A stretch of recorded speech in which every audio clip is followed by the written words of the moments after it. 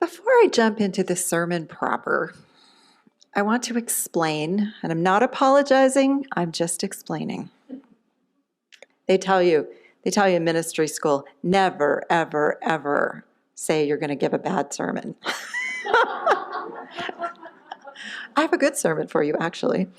But it's a little choppy in places because I'm working from note cards instead of normally I type out a whole beautiful text. I had eye surgery this past week. I had an automobile that was like beyond the pale problematic, and a whole host of other issues that I wasn't expecting. So it's been a ridiculously challenging week, but I am over the hill, coming down the other side.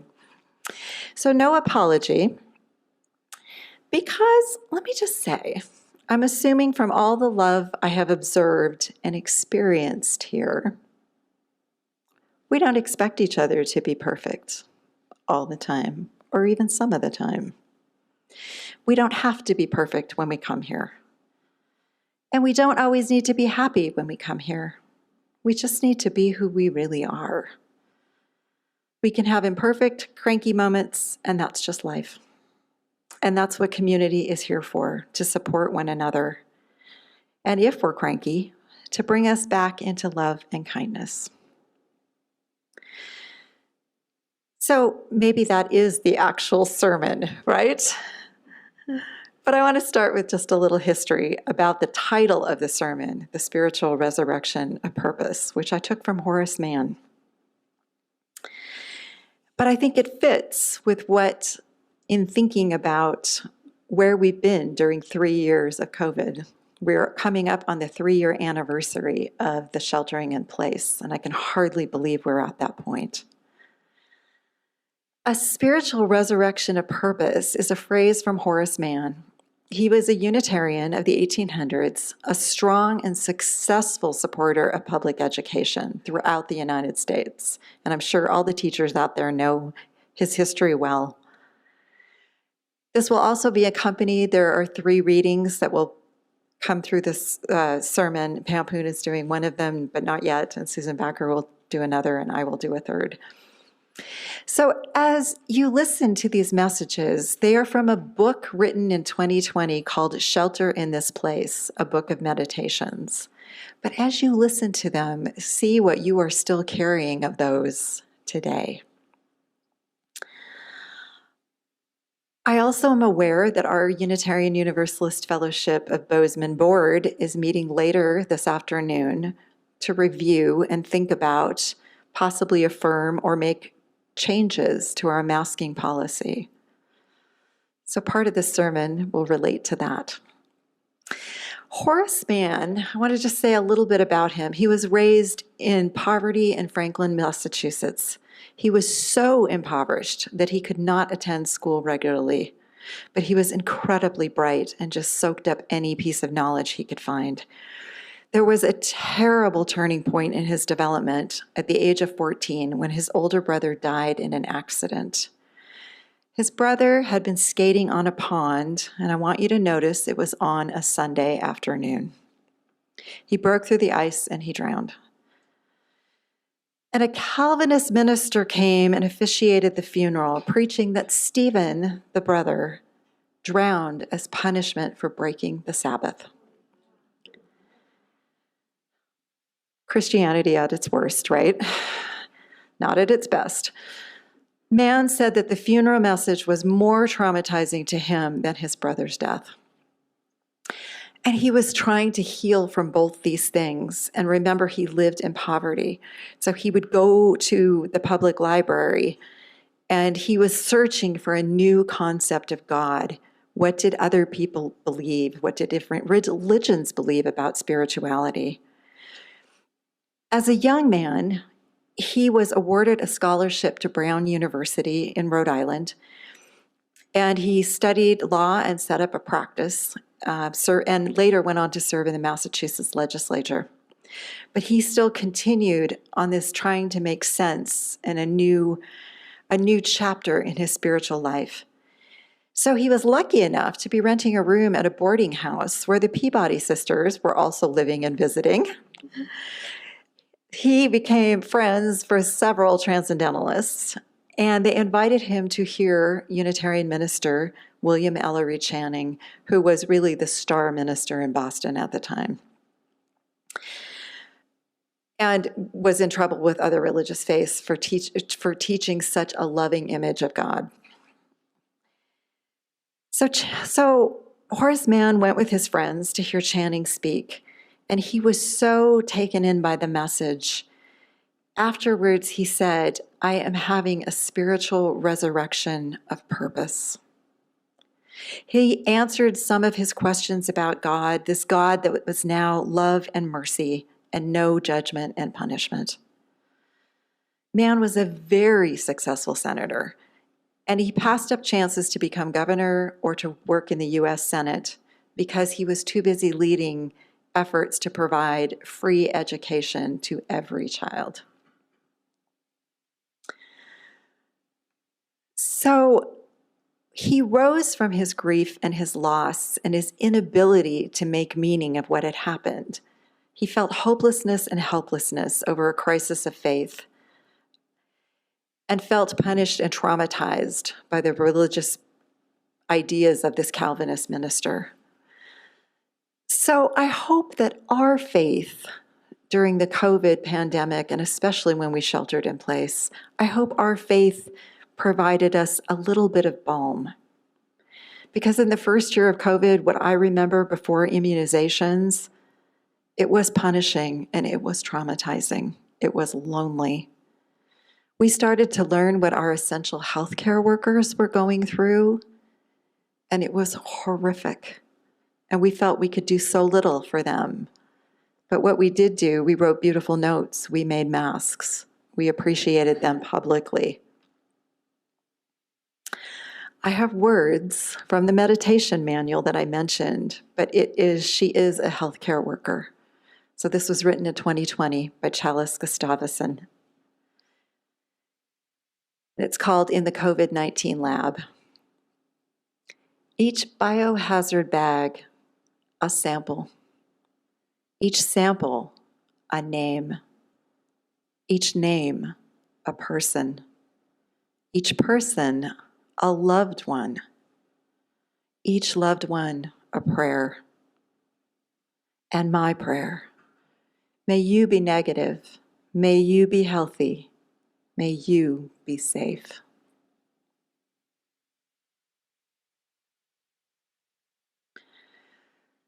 So COVID brought new emotional and physical challenges. It also re-traumatized people who had been through acute fear before and extreme loss of loved ones. One such story will be brought to us by Pamela Poon. She is reading from Minash Mishra Marizetti. So Pam, thank you for coming and sharing with us.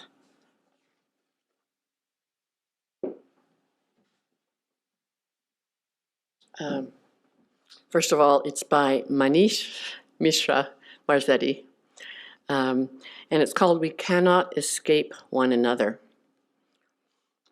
An invisible virus without any cure, a death sentence for some and not for others. This is all too familiar to me as a gay man who came out at 20 prior to the advent of effective treatments for HIV. It felt like a possibility of the disease dominated every aspect of my existence in those tender days. In the gay community, seized by the desire to survive, we were encouraged to assume that anyone we met could be asymptomatic, carrying the disease without knowing that they were HIV positive. The only 100% guarantee was complete abstinence, which would require sacrificing intimacy altogether. Echoes of the past fill my present. I scan the grocery store aisle. Is anyone sneezing or coughing or otherwise looking unwell? Is the aisle too crowded?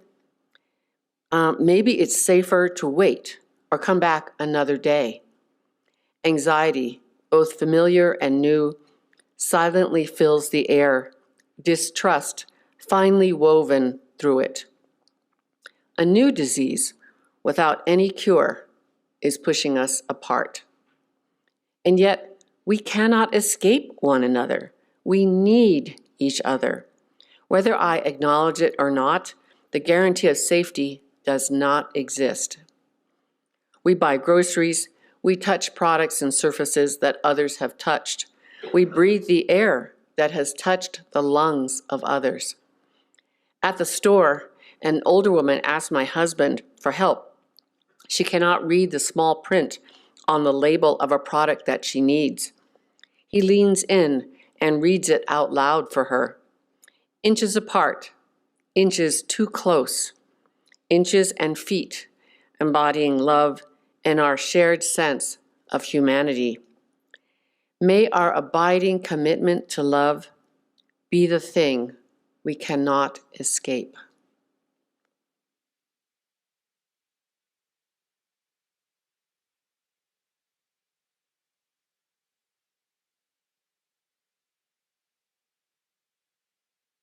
Thank you.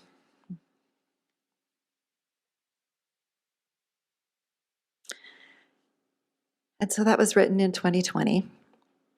And then immunizations came. They gave most of us hope.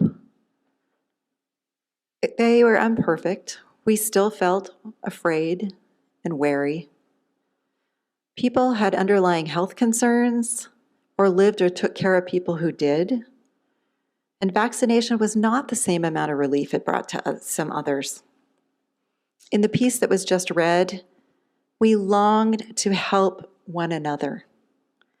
The woman in the grocery store who did not have good vision, but they felt inches too close to her. We still feared one another. There was more science that came out, so we understood more about how COVID was transferred, and that helped us make some individual decisions about our comfort levels. We went on to get booster vaccines for Omicron and other variants. We tried to return to some sense of normalcy, or the new normal, as we all refer to it now. But there were still constraints. A spiritual resurrection of purpose was to try to find ways to put our lives back together. And as Victoria Safford's reading, Walking Toward Morning, describes, we got up, we went to our tasks, we went to our jobs, and we tried to recreate the connections we had before. And we tried to do it with confidence, but things were still a bit different for many of us. That has been an ongoing, for some people, very low grade, for some people, much higher. It's a very individual thing. Comfort level is about so many different things in our lives. If you see me at Target on a Saturday, you'll see me in a mask because the aisles are narrow and there are always so many people coughing in Target, especially as you move toward the pharmacy. And may I say, kindergartners do a better job of blocking their cough than most adults. They learn you cough into your elbow, not your hand, and not all over. But because I have the experience of the latter two in Target, I'm in my mask. I was also once at Town and Country, where a man was walking up and down the aisles, wheezing and gasping and coughing, and it was horrendous. And I was at war with myself between wanting to go over there and say, hey, can you just go back to your vehicle? I will buy your groceries and I will bring them to you. But I actually just set down my groceries and I left the store because I did not want to risk being sandwiched in with him in the checkout where I had no way to create any sort of spacing. He would be breathing over my shoulder. But most of the time, I feel like I walk around in comfort. But again, that is a very individual thing. And it often changes month to month, depending on who we're with, tasks we need to do. Here at UUFB, we are facing a new challenge in every story of learning to cope and recover from the risks of COVID. First, you were online. Then you were back in the sanctuary. We have air cleaners now. I guess the chairs are spaced differently. I wasn't here before, so I don't know. Someone's shaking. No, back to normal. We have a masking policy for various events in the church, Sunday mornings, committee meetings. Christy and I choose to work without masks together, and our offices are spaced rather far apart. I realize that many people here would prefer not to mask. You're able to feel secure with your health and resiliency, and we want to be back in a normal life where we aren't thinking about this all the time. There is nothing wrong with those feelings, those thoughts. Some people believe masking discourages new people from returning, especially younger people, and we don't want to create barriers to people returning because we want other people to experience the love and care here. So we feel pulled in both directions. I am fairly sure we are the only faith community in Bozeman who is still masking. That's what I know from other ministers I ask. We also have members and friends in our congregation who have underlying health risks, or they live with people who do, or they care for people who do. These people feel a greater need for protectiveness, and I understand that, and there is nothing wrong with that. All of these individual feelings and thoughts and decisions are not right or wrong. They're the one that's right for you. So I'm aware that our board is meeting later this afternoon, and here is my ask as I bring this to the close, that you think of them. I know that it's a weighty decision. They're taking this very seriously. They've tried to do surveys, they have listened, they're in deep discernment. And what I ask of myself and all of you as we try to look at our spiritual resurrection of purpose as we move from COVID is that we be extra gentle and kind with one another, that we understand that we have differing needs, that we consider needs beyond our own as also valid, that we strive to find solutions that uphold us as a community. And once a decision is made, to thank our board for their time, their dedication, their love, and their care. I don't know if you know this, but it's very difficult to fill board positions here. So if we always think about our board with patience, love, kindness, and care, perhaps people will feel braver about stepping up into them. And I'm not trying to imply that anyone has done anything horrible in the past. I just want to say that if we are affirming, I do know love will guide us and we will find a way. I want to close this service with a reading from Daniel Cantor, which is read by Susan Backer, which is on point to what I just said. So I invite Susan to come forward to read us The Shores of Hope. And that will close out our sermon time.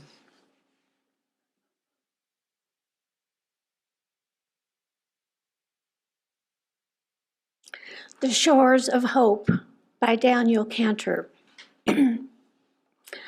Arriving on these shores of hope, abandon your cynicism, your despair, your short view of humanity, and look up and see that we are not alone in our separateness.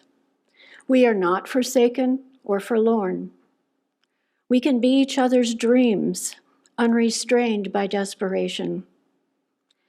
We can see beyond the horizon of setbacks and defeat and know that others have journeyed farther than we have. They have seen so much and not lost themselves to resignation. Arriving on these shores of hope, embrace the here and the now, the blessings in the presence of holy matters. Here, now, we are together, and we are stronger for it. Whether you are forlorn or uplifted, let us together enter community as if it was a new matter, a new day, a new chance at life.